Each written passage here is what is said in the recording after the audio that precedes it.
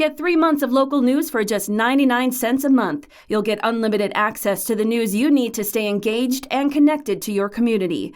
Visit DuluthNewsTribune.com/subscribe now to get 3 months of local news for only 99 cents a month. Hello, Northlanders. It's Tuesday, July 16th. I'm Wyatt Buckner, the Duluth News Tribune Minute, presented by Minnesota Power Employees Credit Union. The average MPECU member saves over $785 a year in better rates and lower fees. And with MPECU, every ATM is your ATM.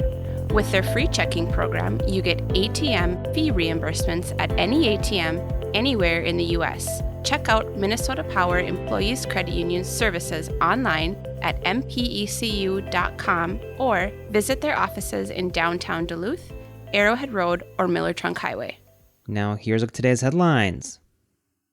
Duluth residents opposed to and in support of 10 proposed public safety ordinance changes spoke for about 3.5 hours during the City Council meeting Monday night. The council chambers were packed with only standing room left when the meeting began at 7 p.m. It was the council's first reading of the proposed ordinance changes introduced July 9th by Mayor Roger Reinert to add a misdemeanor level of offenses for behaviors such as camping on public property, blocking sidewalks, graffiti, and more. Speakers repeatedly noted the city was moving forward with the ordinance changes without consulting organizations and committees that focus on aiding people without housing, those experiencing domestic violence, and people with disabilities. 12 of the organizations, including the American Indian Community Housing Organization, Safe Haven, the Damiano Center, and the Union Gospel Mission, sent a signed letter to Reinert asking to meet before the council meeting Monday night. A meeting was held that afternoon. Additionally, representatives from the Duluth Human Rights Commission,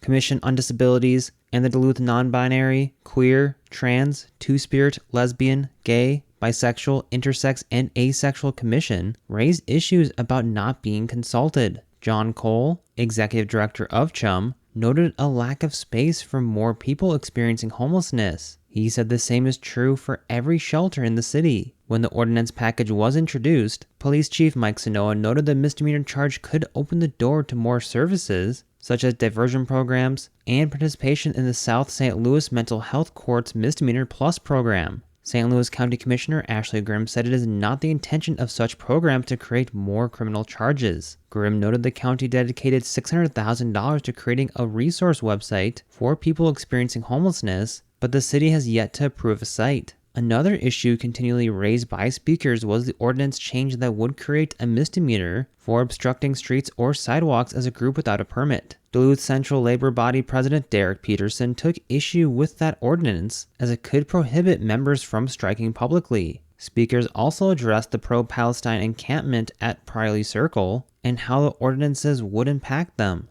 Duluth Area Chamber of Commerce President Matt Baumgartner voiced support for the ordinances, but also called the situation, quote, far more complex, end quote. The council didn't make statements or discuss the proposed ordinances except to split two of them. Councilor Azreen Owl suggested the ordinance regarding obstruction of streets or sidewalks as a group without a permit, or to ride an ATV in unauthorized areas be split into two separate ordinances. Councilor Mike Mayo asked to break up the ordinance about disturbing the neighborhood or soliciting money while falsely claiming a physical disability. The council unanimously approved the two new changes, increasing the number of public safety ordinances set for a second reading July 29th from 10 to 12. If approved after a second reading July 29th, the changes will go into effect in 30 days. Minnesota officials have proposed selling approximately 80,000 acres of school trust land scattered throughout the Boundary Waters Canoe Area Wilderness to the federal government, which already controls the area. The Minnesota Department of Natural Resources and the Office of School Trust Lands said last week the plan includes the state removing the land school trust designation and then the federal government buying the land with land and water conservation funds. The plan to sell the land replaces a plan introduced in 2012 that would have seen the state give the land to the federal government in exchange for federal land outside the BWCAW that the state would then use as school trust land. Since that exchange is canceled, the U.S. Forest Service looks to buy 15,000 acres of land in the Superior National Forest, but outside the 1.1 million acre BWCAW, from the Conservation Fund, an environmental nonprofit. School trust lands are intended to support Minnesota school districts by generating revenue from mining and timber harvesting on the land. However, those activities were banned within the BWCAW by the 1978 Boundary Waters Canoe Area Wilderness Act, leaving the state unable to use the land locked in the wilderness for its designated purpose. The DNR noted it was consulting with the Forest Service, tribes, and counties for the possible purchase of other school trust lands outside the BWCAW from the Conservation Fund. The longest-serving judge in northeastern Minnesota will retire this fall, creating another vacancy at the St. Louis County Courthouse in Duluth. Judge David Johnson recently informed Governor Tim Walz that he will step down October 1st. Johnson's retirement will come amid an election to fill another judgeship at the same courthouse. Judge Dale Harris announced earlier this year that he would retire at the end of his term, and 5 local attorneys are vying to replace him. But Johnson's seat will be filled through the more typical process, an appointment by the governor. The Minnesota Commission on Judicial Selection formally announced the vacancy Monday and said it would seek applications through August 5th. The panel is expected to conduct interviews in late August before sending finalist recommendations to Walz. Johnson, 63, was appointed to the 6th Judicial District Bench by Governor Tim Pawlenty in 2006 and subsequently elected by voters to 3 6-year terms. The University of Minnesota and Notre Dame Law School graduate had spent the previous decade as a prosecutor in the St. Louis County Attorney's Office.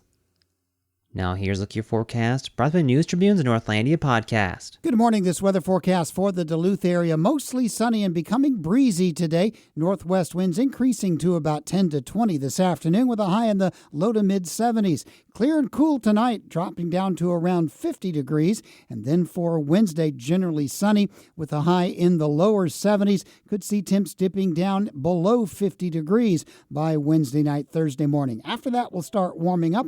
Forecast is looking drier, though, over the next week or so. I'm Storm Tracker meteorologist John Wheeler. Thank you to the Northlandia podcast for their support. The bi-weekly podcast explores curious and unique stories here in the Northland. The latest episode explores the stone fortress of Douglas County currently for sale. You can find all the episodes of Northlandia at DuluthNewsTribune.com, or we also get this podcast. Reporting for today's episode was done by Terry Caddo, Jimmy Lovren, and Tom Olson. Thank you for listening to Duluth News Tribune Minute. Have a great day, and we'll see you back here tomorrow.